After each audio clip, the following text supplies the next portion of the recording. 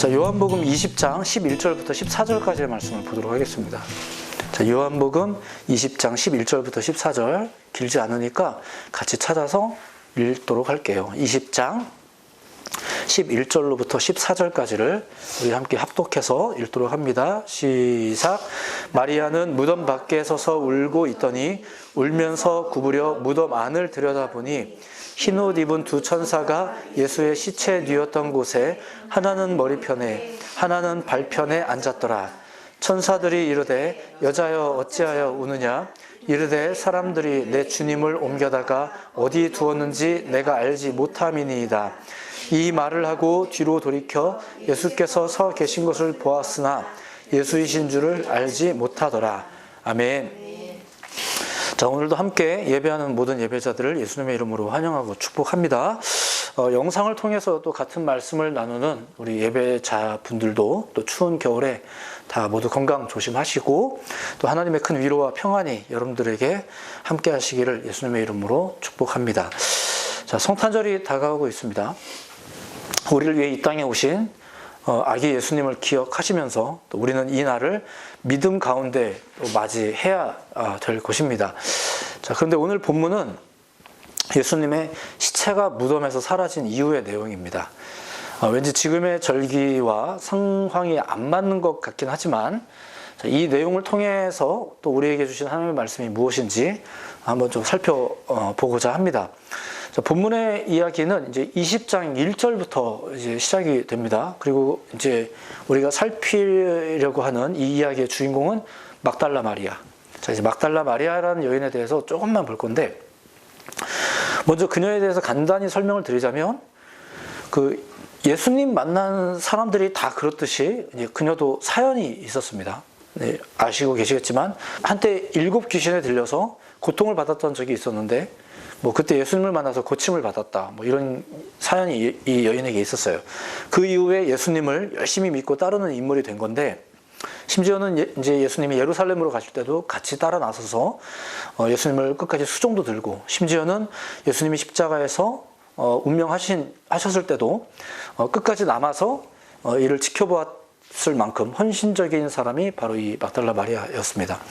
이제 그녀에 대한 추가 설명은 이제 또 잠시 후에 차차 나오겠지만, 그러니까 예수님이 십자가에서 돌아가신 이후에 예수님의 시신은 이제 무덤에 안치되는데, 그 이후에 어떤 큰 일이 벌어집니다. 그것이 20장 1절부터 10절까지의 내용입니다. 오늘 본문의 앞 상황이죠. 어떤 사건이 벌어졌을까?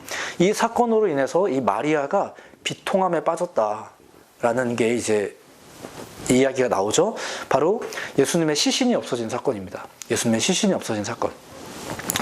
사실 예수님의 시신이 없어진 것 때문에 당황한 것은 이제 마리아뿐만은 아닙니다. 이 소식을 듣고 무덤에 찾아와서 눈으로 직접 확인한 베드로와 요한도 마찬가지로 당황했고, 뭐 이후의 이야기까지 함께 종합을 해보자면 시신이 없어졌다는 소문을 들은 사람들은 대부분 다 당황했습니다. 예수님의 추종자든 아니면 심지어 반대자들까지도 다 당황을 했어요. 베드로와 요한도 이제 직접 와서 빈 무덤을 보고 나니까 믿어졌어요. 예, 성경에 보면 이런 표현이 아예 나와 있어요. 8절에 보면 무덤에 먼저 갔던 그 다른 제자도 들어가 보고 믿더라라고 말합니다. 예, 그러니까 시체가 사라진 것을 믿은 거예요. 그러니까 여기서 믿는다는 거는 뭐 주님을 믿었다, 뭐 큰 믿음, 작은 믿음, 우리가 할 때 그런 믿음이 아니라 시체가 사라진 것을 믿는 믿음. 그러니까 현장에 와 보니 눈으로 직접 보니까 아, 진짜 없어졌구나라는 게 이제 믿어진 거죠. 그리고 그 믿음은 그들에게 비통함을 더하거나 혼란을 더하는 이제 그런 믿음이었던 거죠. 두 제자의 감정에 대해서는 뭐 복음서 전체가 그렇게 뭐 가늠할 수 있는 정보를 많이 주진 않나요? 근데 다만 이 여인은 비통에 빠졌다라는 이제 이런 정보가 많이 나오죠. 이 여자가 지금 굉장히 많이 흔들린 거예요. 예수님의 시신이 사라진 사건 때문에. 그렇게 비통한 슬픔에 빠지게 되죠. 이러한 마리아에 대해서 많은 해석가들이 공통적으로 내놓는 견해는 예수님에 대한 그녀의 애정이 그 어떤 제자들을 못지 않았다는 거죠. 그렇기 때문에 그분의 죽음이 슬펐고 그분의 시신이 사라진 지금은 굉장히 비통했고 그랬다는 거죠. 특별히 장례와 장사를 매우 중요하게 생각했고 또 시신에 대한 예의 같은 것들을 중요하게 여겼던 이 유대인들에게는 그들의 관습에 비추어 본다면 예수님의 시신이 사라진 지금 마리아의 걱정과 불안 그리고 슬픔이 얼마나 컸는지는 능히 짐작할 수 있는 그런 부분입니다. 그러니까 오늘 말씀은 이러한 상황에서 시작이 됩니다. 자, 이런 상황입니다. 예수님의 시신은 사라졌고 누군가는 비통함에 빠져 있고, 자, 이런 상황에서 이제 어떤 이야기가 시작되는데 천사가 나타난 겁니다. 자, 우리는 이 이야기를 그냥 신비로운 사건처럼 그냥 넘어가는데 천사가 나타났다는 사실이 굉장히 중요하다라는 게 오늘 이야기의 중요한 이제 포인트입니다. 천사가 나타났어요. 천사가 나타났다는 사실이 중요한 겁니다. 그걸 이제 이야기할게요. 자, 베드로가 요한이 떠난 후에 그때도 이 슬픔에서 벗어나지 못하고 있는 이 한 여인은 계속해서 무덤가에 있었죠. 무덤가에 있는데 그러다가 이제 막 울면서 훌쩍거리면서 무덤 안을 이렇게 들여봤는데 분명히 좀 전까지 없었던 것 같은데 두 천사가 딱 있더라 말입니다. 두 천사가 딱 있어요. 빈 무덤에 관련하여 빈 무덤에 관련하여 천사가 출현했다라는 이제 이야기가 4개 복음서에 다 나옵니다. 다 나오는데 그 천사의 등장에 관한 구체적인 표현, 그 묘사하는 표현에 있어서는 조금씩 차이가 있어요. 예를 들면 마태 같은 경우는 주의 천사가 하늘로부터 내려와 이렇게 나오고 있고요. 마가복음서에는 흰옷을 입은 한 청년이 우편에 앉은 것을 보고 이제 한 명이라고 하네요. 그리고 누가복음서에는 찬란한 옷을 입은 두 사람, 이제 인원도 달라졌어요. 이게 뭐가 맞는지 막 분석하려면 또 이제 피곤할 것 같긴 한데 일단 패스.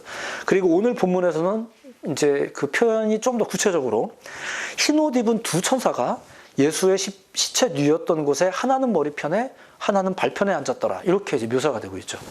자, 이거 가지고 우리가 뭐가 옳으니 따지는 것도 참 의미 있는 일이겠지만 일단 그건 좀 넘어갑시다. 넘어가고 이렇게 표현에 있어서는 조금씩 차이가 있지만 정말로 중요한 것은 천상의 존재가 등장을 했다는 거죠. 자, 이것을 마리아의 입장에서 본다면은 마리아의 입장에서 설명을 한다면 이렇게 설명할 수 있겠죠. 천상의 존재와 만나는 체험이 있었다. 자, 이렇게 표현해도 별 문제는 없죠. 말장난같이 들릴지 모르겠지만 천상의 존재가 등장을 했다는 것과 이 마리아의 입장에서 본다면 천상의 존재와 만나는 체험이 있었다. 이렇게 이해해도 아무 문제는 없겠죠. 그렇게 등장한 존재 혹은 그 존재와의 만남과 같은 사건을 통해서 마리아가 조금 더 명확히 알게 된 것이 있다라는 거죠. 그게 뭘까? 이것을 조금 더 현실적으로 말하자면 너무 슬퍼서, 너무 비통해서, 혹은 너무 힘들어서, 너무 믿겨지지 않아서, 그래서 혹은 잊어버렸는데 이 신적인 존재가, 이 신적인 체험이, 이 신적인 존재와의 만남이라는 체험이 알게 했다는 거예요. 이제 뭘 알게 했냐면은 예수가 부활했다는 거. 슬픔에 빠져있던 그녀에게 두 천사가 나타나서 이렇게 말합니다. 여자여 어찌하여 우느냐. 앞서 말했듯이 그녀가 슬플 이유는 많았습니다. 전통에 의해서든 자기 감정에 의해서든 내가 워낙 좋아했던 분이거든. 자기 감정에 의해서든 슬플 이유는 많았죠. 근데 천사들이 이 여자가 왜 슬펐는지 몰라서 이렇게 물어본 거는 아니에요. 왜 슬퍼서 물어봤는지. 요한복음 저자가 밝히려고 했던 것은 바로 그녀가 예수님의 부활에 대해서 염두하지 못했다는 것과 왜 그랬을까요? 슬퍼서겠죠 아마. 그리고 그런 정보를 아예 몰랐을 수도 있고 여러 가지 가능성이 있어요. 예수님의 부활이라는 사실. 그래서 천사가 나타나서 뭘 했냐는 거예요. 그거를 요한복음의 저자가 알게 하고 싶은 거예요. 그녀는 예수님의 시신이 없어진 것을 보면서 예수님의 시신이 없어진 걸 보면서 메시아에 대한 예언의 성취라든가 혹시 부활하셨나 등의 생각을 하지 못했죠. 그녀를 사로잡고 있는 생각은 오로지 시신이 어디로 갔지? 였습니다. 시신이 어디로 갔지? 예수님의 시신을 누가 가져갔다는 생각 외에 다른 가능성, 이미 배웠는지 아니면 들어본 적도 없는지 모르겠지만 다른 가능성, 부활이겠죠? 다른 가능성을 고려하지 못하고 있다는 거예요. 그녀는 예수님에 대한 애정은 컸는데, 예수님에 대한 애정은 참 컸는데 정말 중요한 것을 지금 빠뜨린 약간 그런 셈이죠. 그리고 그런 그녀에게 천사가 나타난 거예요. 이게 되게 중요한 사건입니다. 사실 천사가 나타나서 한 말은 오직 이 한마디입니다. 여자여 어찌하여 우느냐. 질문인 거죠. 다른 복음서의 기록에 의하면 다른 복음서에도 이렇게 천사가 등장한 이야기가 나온다고 했잖아요. 거기에 보면 이 천사들이 등장해서 그가 다시 살아나셨다. 아예 이렇게 부활의 소식을 고지하는가 하면 심지어는 갈릴리에서 제자들과 다시 만날 것을 이렇게 예고까지 해줘요. 그러니까 다 그냥 가이드 해줘요. 정답도 얘기해주고 앞으로는 어떻게 해야 될지도 좀 가이드 해주고 막 이게 되게 다른 복음서에 나와 있는 천사들은 되게 이렇게 친절하게 묘사가 되는데 여기는 질문 한번 하고 끝나요. 왜냐면 다음에 바로 다른 분이 등장하거든요. 천사들이 계속 남았다, 뭐 어떻게 했다, 날라갔다 이런 얘기 하나도 안 나와요. 이거 질문하고 얘네들은 끝나요. 요한복음의 기록 방식에 의하면 특히 그래요. 그런데 이 요한복음서는 그런 세밀한 설명이 없었다는 거죠. 그냥 그 존재들이 여자에게 알게 하는 것은 이겁니다. 너는 왜 우느냐예요. 왜 우느냐. 그리고 마리아는 자기가 왜 울어야만 했는지를 설명하죠. 그렇죠? 자기가 설명하잖아요. 시신이 없어져서 그렇다 이렇게 설명하잖아요. 그리고 예수님이 갑자기 등장을 해버려요. 갑자기 예수님이 등장을 하면서 그러니까 이제 무덤 안쪽을 바라봤더니 이렇게 두 사람이 있어갖고 깜짝 놀랐는데 이제 고개를 돌려서 무덤 바깥쪽이겠죠? 고개를 돌려보니 자기 뒤편에 예수님이 서 있는 거예요. 근데 그 예수님이 또 그녀에게 질문을 하는 거죠. 뭐라고 질문했냐면 15절에 보면 여자여 어찌하여 울며 누구를 찾느냐 이렇게 질문을 해요. 잘 보시면 아시겠지만 같은 질문입니다. 천사들이 했던 질문하고 똑같은 거예요. 만약에 마리아가 조금만 정신을 차렸다면, 조금만 더 걱정과 조급함과 당황스러움과 슬픔의 감정에 사로잡혀 있지 않았다면, 조금만 예수님의 가르침에 대해서 기억을 했다면, 계속 따라다녔잖아요. 지금까지 따라다녔으니까 그분의 가르침에 대해서 기억했다면, 더군다나 이 질문이 사실상 두 번째 질문이라는 것을 눈치챘다면 그녀는 시체가 사라진 것이 문제가 아니라는 것을 눈치챘을 겁니다. 근데 이거를 이제 기억하지 못하는 거죠. 슬퍼서일 거예요, 아마. 하지만 그녀는 천사가 질문할 때랑 똑같이 대답을 하죠. 예수님의 시체가 없어졌다. 혹시 당신이 가져갔느냐? 그렇다면 나에게 돌려달라. 참 주님을 향한 애정이 깊어요. 이렇게 말을 했다는 거예요. 신경이 온통 예수님을 사랑했지만 예수님의 시신에만, 예수님이 죽었다고 이제 죽은 걸 봤으니까 예수님의 시신에만 그리고 자신의 감정에만 사로잡혀 있었던 거죠. 예수님을 너무나 사랑했지만 그분의 말씀은 기억이 안 나고 자신의 감정에만 사로잡혀 있었던 것. 그러다 보니 심지어 예수님 당사자를 앞에 두고도 여전히 생각은 예수님의 시신에 매여 있는 거예요. 눈앞에 예수님을 두고도 못 알아봤거든요. 못 알아봤대요. 예수님을 앞에다 두고도 내 생각은 지금 예수님의 시신에만 잡혀 있는 거예요. 죽었다 이거죠. 내가 봤다 이거예요. 그리고 나는 그거를 믿어요. 예, 그렇죠? 두 제자도 보고 믿고 갔잖아요. 그러니까 부활의 가능성은 생각할 엄두가 안 났던 거예요. 다른 거에 사로잡히니까. 주님을 모르진 않아요. 예배를 내가 안 하겠다는 건 아니에요. 근데 다른 거에 사로잡혀 있으니까, 아니 사실은 누구라도 다른 거에 사로잡히면 나도 알아요 라고 말은 하지만 다 넘어지게 되어 있어요. 그래서 실제로 저도 많은 성도님들 흔들리는 분들하고 상담을 하다 보면은 그분들이 대부분 다 이렇게 말하세요. 저도 알아요 이렇게 말하세요. 아무려면 그렇죠. 아무려면 모르시겠습니까? 아실 거라 생각해요. 근데 그러니까 뭐 이걸 나쁘게만 얘기한다는 의미보다도 알아도 넘어질 수 있어요. 그래서 천사가 필요한 거예요. 그래서 천사가 필요한 거예요. 이 여인에게 천사가 등장을 한 거죠. 많은 주석이 밝혔듯이 이 질문의 저희는 여자여 그대는 어찌하여 그리스도의 부활을 모르고 슬퍼하느냐라고 말한 그런 의미입니다. 그러니까 사실 본문 이야기 자체는 부활에 관한 이야기를 하고 있는 거예요. 부활에 관한 이야기인데, 하지만 이 이야기를 제가 지금 이런 식으로 설명을 하고 있는 이유는 그녀처럼 예수님을 사랑함에도 불구하고 정말로 중요한 전제가 없다면, 어떤 전제가 없다면 시신이 사라지는 상황이라든가 나의 슬픔의 상황이라든가 이런 것들 때문에 그런 것에만 관심을 가지게 된다거나 정말로 중요한 것을 깨닫지 못한다거나 저도 알아요 라고 말하지만 결국은 취사 선택하지 못한다거나, 그래서 심지어 오늘 본문에 나오는 여인 같은 경우는 부활조차 알지 못한다는 것을, 그것을 말하기 위해서 이런 식으로 설명을 하는 거예요. 그냥 여러분 성탄절을 앞두고 부활이 중요합니다 지금 이 얘기를 하겠다는 게 아니라 다른 주제를 이야기하려는 게 아니라 지금 사실은 성령 이야기를 하려는 거고요. 그걸 통해서 우리가 명확하게 성탄절도 성탄절답게 기뻐할 수 있다는 이야기를 하려는 거예요. 자, 단순히 그녀가 기억력이 나빴다고 말하려는 건 아닙니다. 혹은 뭐 믿음이 적었어 뭐 이렇게 또 막 몰아가려는 건 아니에요. 하지만 결과적으로 마리아는 부활을 아예 뭐 몰랐거나 그랬을 수도 있죠. 혹은 여타의 이유 때문에 뭐 슬퍼서인지 부활을 잊어버린 자의 모습이었죠.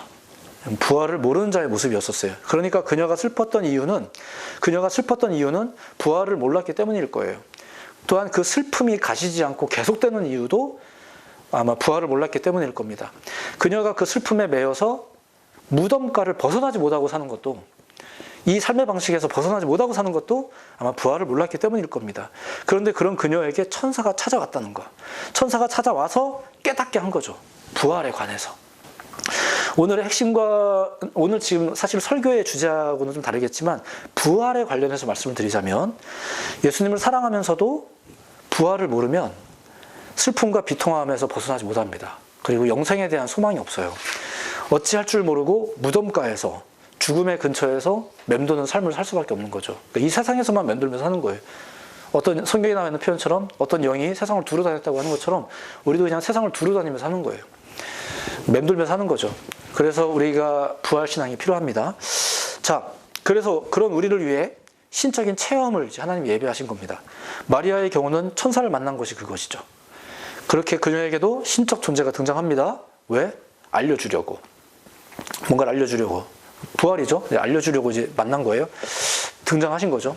자, 참고로 19절부터 이야기를 보시면 안식 후 첫날에 제자들의 모습을 보여주고 있어요. 안식 후 첫날, 오늘 본문 다음인데 19절부터 보면 안식 후 첫날에 제자들의 모습. 당시 제자들은 뭐 여러분들 대충 상황 아시겠지만 이제 유대인들을 두려워하면서 한 장소에 모여 있는 중이었습니다. 비단 그들이 두려운 것은 유대인뿐만은 아니라 거의 뭐 모든 사람들이었겠죠.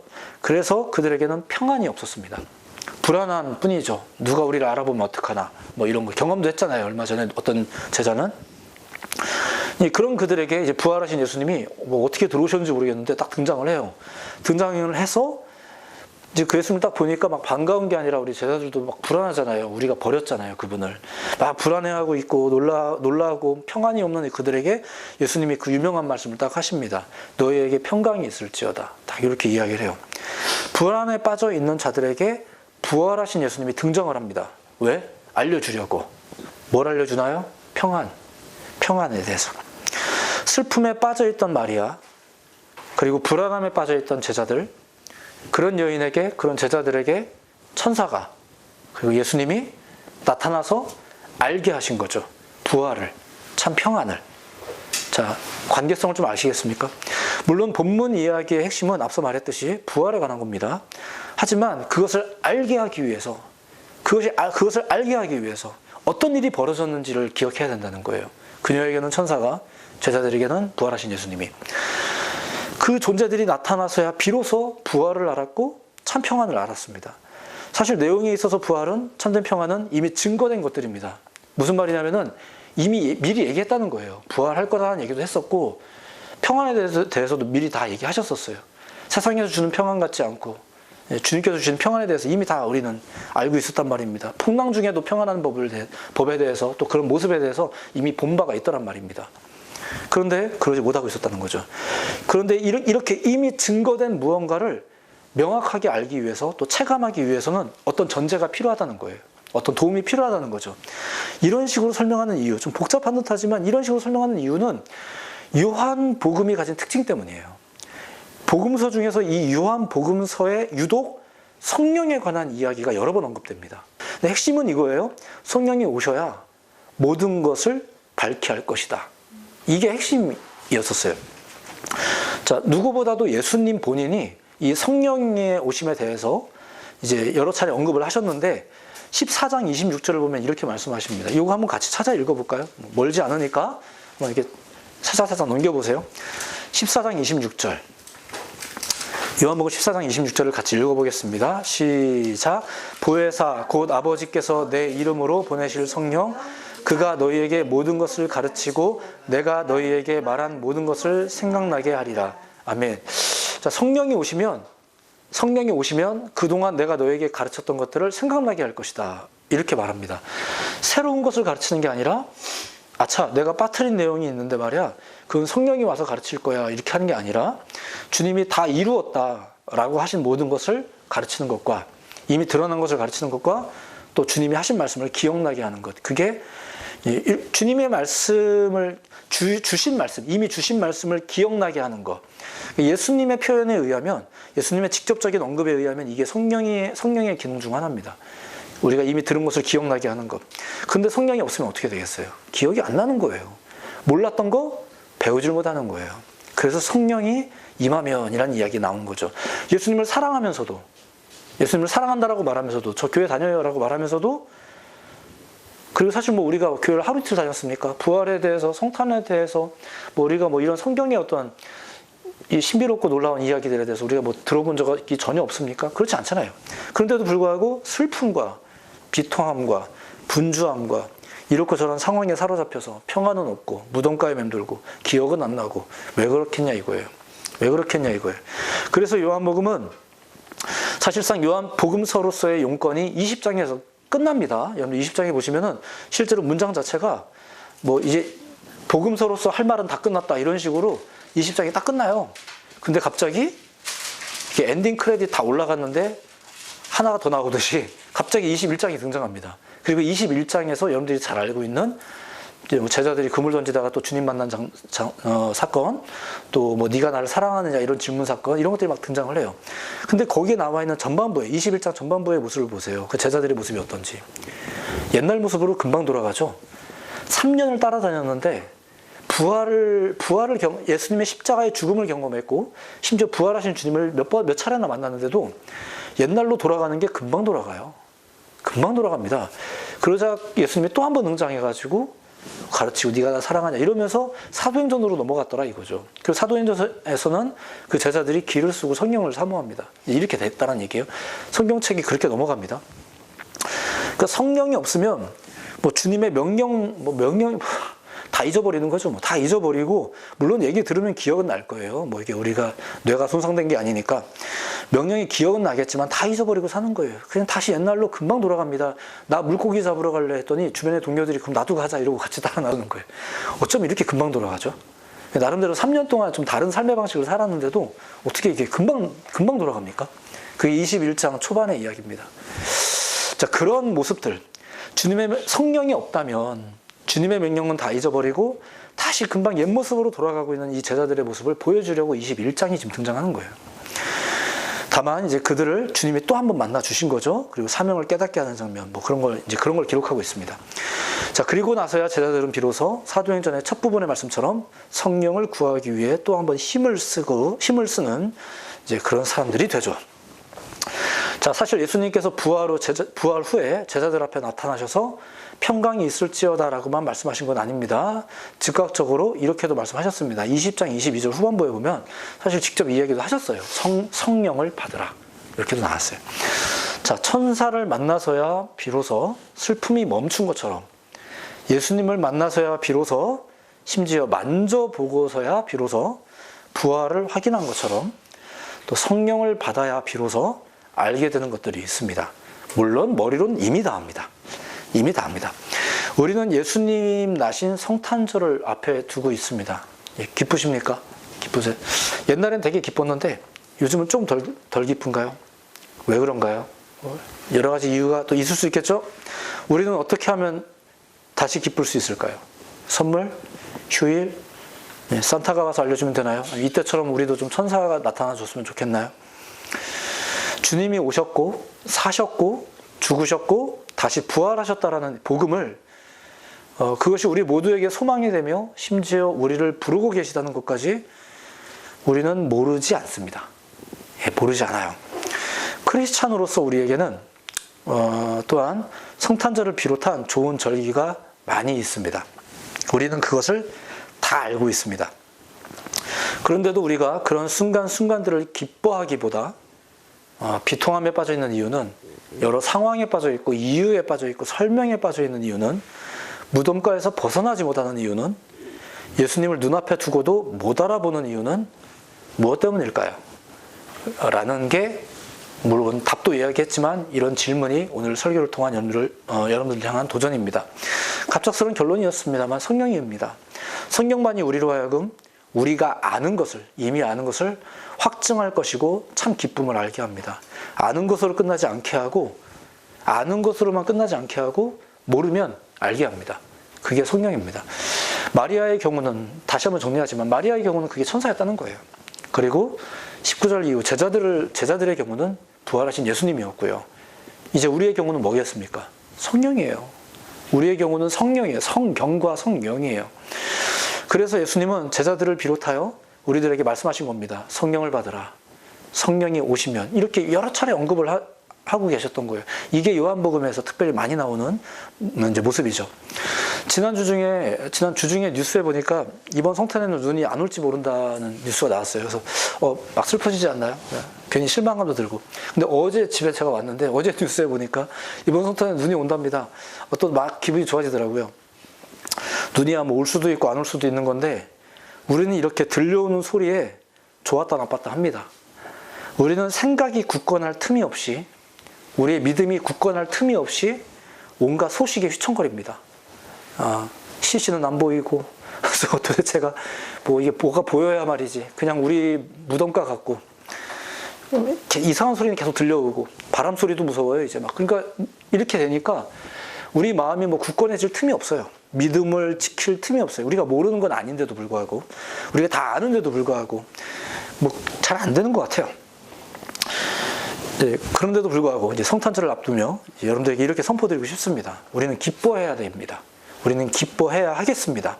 예수님이 나를 위해서 이 땅에 오셨다는 사실을 기뻐하시고, 또한 그 기쁨을 나눌 수 있어야 하겠습니다. 어려워서요. 그걸 제가 모르겠습니까? 근데 그래도 기뻤으면 좋겠고, 심지어 그 기쁨을 나눴으면 좋겠어요. 성령이 그것을 가능하게 할 겁니다. 성령이 하나님의 사람들을 가르치며 깨닫게 하며 살게 할 것입니다. 성령이 알게 하시는 바를 따라, 성령의 이끄심을 따라 지금을 살아가시는 여러분들 모두가 되기를 예수님의 이름으로 축복해 드립니다. 그 믿음을 수용하시고, 또 이 말씀을 수용하시고, 또 아멘 하시고, 또 살아가시는 여러분들에게 하나님이 함께 하시기를, 또 성령님이 함께 하시기를 예수님의 이름으로 축복합니다.